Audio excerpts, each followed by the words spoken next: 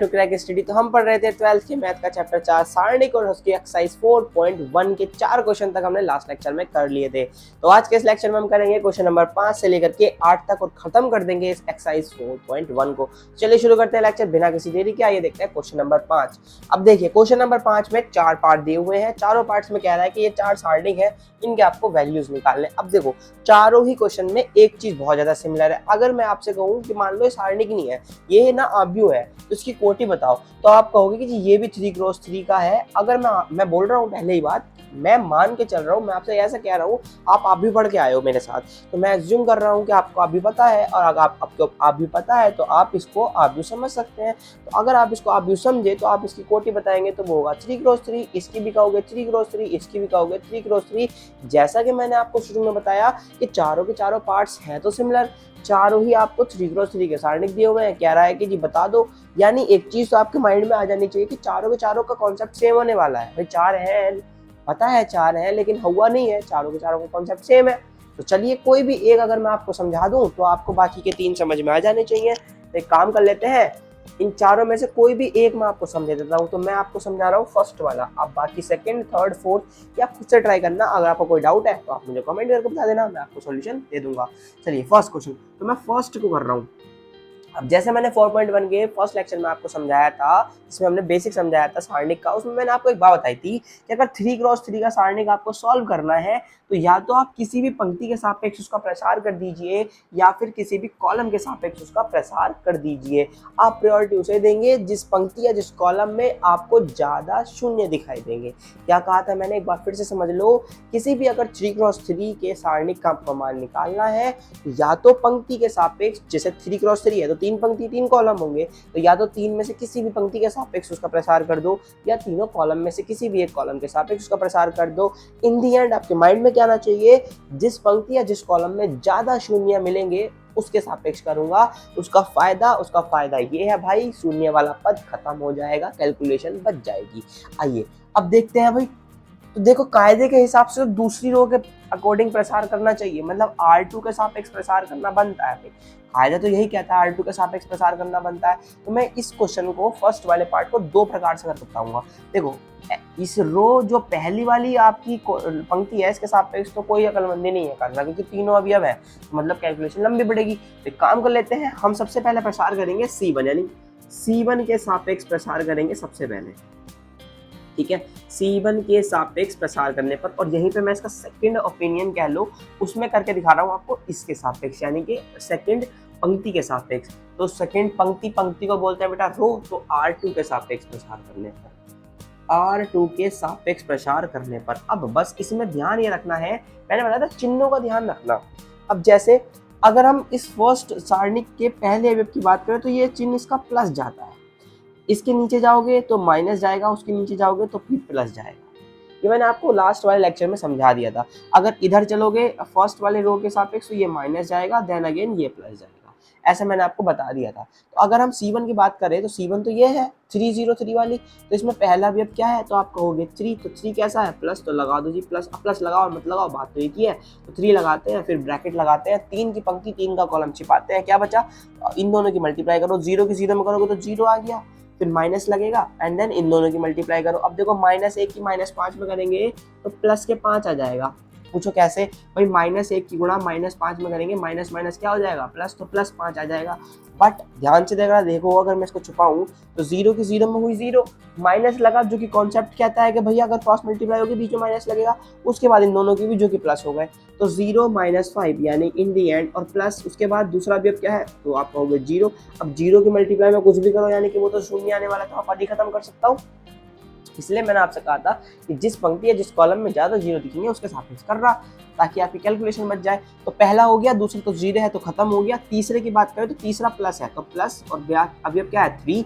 तो अब की बार तीसरे की पंक्ति तीसरे का कॉलम छुपा लो, तो इस तरीके से छुपेगा भाई, इस तरीके से छुपेगा। क्या बचा, तो -1 की मल्टीप्लाई -1 में हो चुका होगा, +1, भाई -1 जैसे यहाँ पे -1 -5 +5 हो गया था, ऐसे -1 +1 हो गया।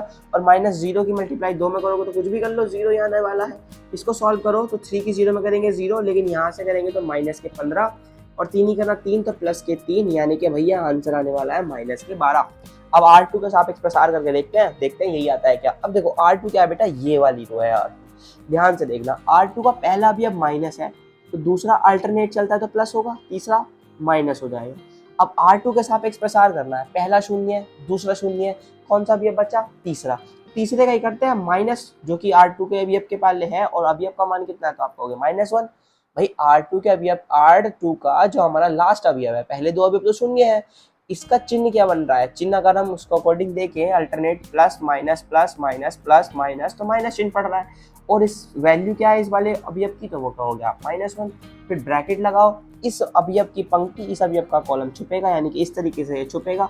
तो क्या बचा, 3 की मल्टीप्लाई किसमें, -5 में, 3 गुणा -5, या इस तरीके से हुआ।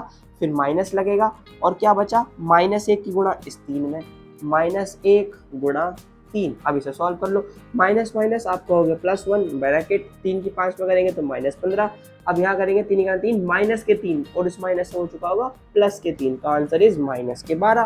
तो देखो बस दोनों तरफ से देखो -12, यानी मैंने आपको एक बात क्लियर बताई कि आप कोई भी पंक्ति या कोई भी कॉलम के सापेक्ष प्रसार कर लीजिए, आंसर आपका सेम ही आने वाला है। तो बचे हुए 3 को आप करके देखेंगे, कोई डाउट है तो आप पूछ लेंगे।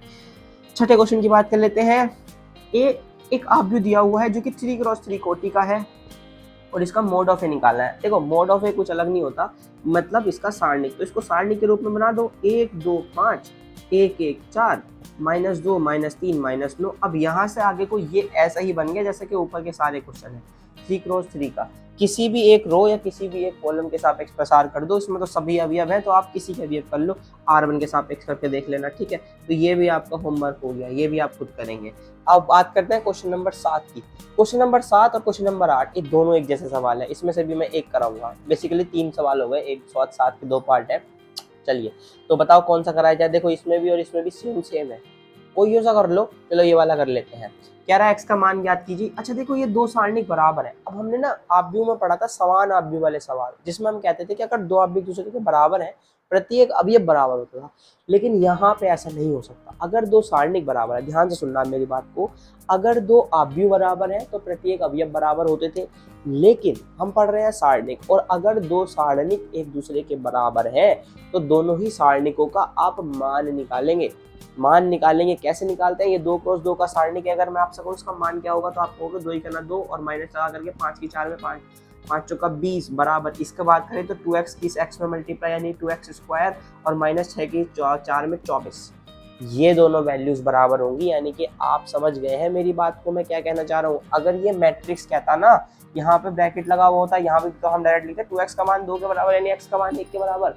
लेकिन यहाँ सारणिक दिया है तो सारणिक की कंडीशन बदल जाती है। सारणिक में आपको मान निकालना पड़ेगा। ध्यान से सुनना, आव्यूह में डायरेक्ट अवयव इक्वल होते थे, सारणिक में मान निकाल करके मान ही इक्वल होंगे। याद रखना बस इस बात को, ठीक है। इसको सॉल्व करें तो यहाँ से आएगा भाई -18, ये -24 इधर ले आते हैं तो +24 बराबर 2x²। इसको घटाओ तो बचेगा जी 6 बराबर 2x², यानी कि 3। x² का मान अगर 3 है तो मेरे भैया x का मान क्या होगा, तो आप कहोगे √ में +-3। खत्म क्वेश्चन, ठीक है। तो इसका फर्स्ट पार्ट हो गया। सेकंड हो गया आपका HW, ये खुदेंगे आप खुद से। अब देखो है तो ये भी आप HW ले सकते हो, लेकिन फिर भी ये ऑप्शनल है तो मैं करा देता हूँ। चलो इसको सॉल्व करो तो x की x में करोगे x² माइनस लगाओ 18 दूनी 36 बराबर इस 6 की 6 में करो 6 छंगा 36 माइनस 18 दूनी 36। अब 36 में 36 गया तो आप कहोगे 0, तो x² माइनस 36 बराबर 0 है तो x² बराबर क्या आएगा 36, तो x का मान क्या आएगा तो आप बोलोगे +-6।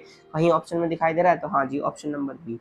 तो option number B is your right answer. अब आपका होमवर्क क्या है, 7वें का सेकेंड पार्ट, छठा क्वेश्चन और 5वें का ये दूसरा, तीसरा, चौथा, ये सब आपके HW हैं। ये खुद से ट्राई करना। देखो बेसिकली ये चारों क्वेश्चन अगर आप खुद से कर लेते हैं ना तो आपकी प्रैक्टिस इतनी अच्छी हो जाएगी, आपकी जो फ्लुएंसी है वो इतनी अच्छी हो जाएगी कि आपको कुछ और ज़्यादा करने की जरूरत ही नहीं पड़ेगी। तो बस लेक्चर को बताने का मतलब सिर्फ ये होता है कि टीचर से तो आप समझ लें और समझ करके खुद करें, क्योंकि आप 12th में हैं, आपको पेपर खुद देने हैं। आपका टीचर या जो भी आप जिससे भी जहाँ भी पढ़ रहे हैं वो पेपर देने वाला नहीं है। तो हम टीचर्स या कोई भी हो, मैं हूँ या कोई भी हो, उसका काम सिर्फ इतना है कि वो आपको चीज़ें समझा सके। आपके दिमाग में अगर एक बार कैच हो गया तो आप फिर उसके आप खुद मालिक हैं। देखो ये क्वेश्चन अगर आप करना सीख गए, बेटा यहाँ पे मैंने आपको कॉन्सेप्ट बता ही दिया है, तो आप कॉन्सेप्ट को अप्लाई खुद से करो और खुद से करने के बाद देखो कि आप कितने पानी में हो।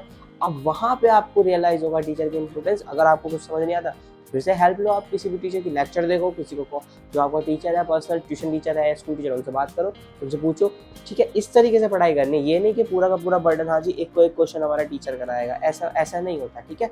आप खुद से जितना ट्राई करोगे बेनिफिट उसका आपको उतना ही मिलेगा। तो अगर आपको लेक्चर अच्छा लगा है, खत्म करते हैं आज का लेक्चर। आज लेक्चर अच्छा लगा है तो उसको लाइक कर दीजिए, शेयर कर दीजिए अपने दोस्तों के साथ। तो मिलते हैं नेक्स्ट वीडियो में, तब तक ध्यान रखिएगा, take care, bye bye, see you.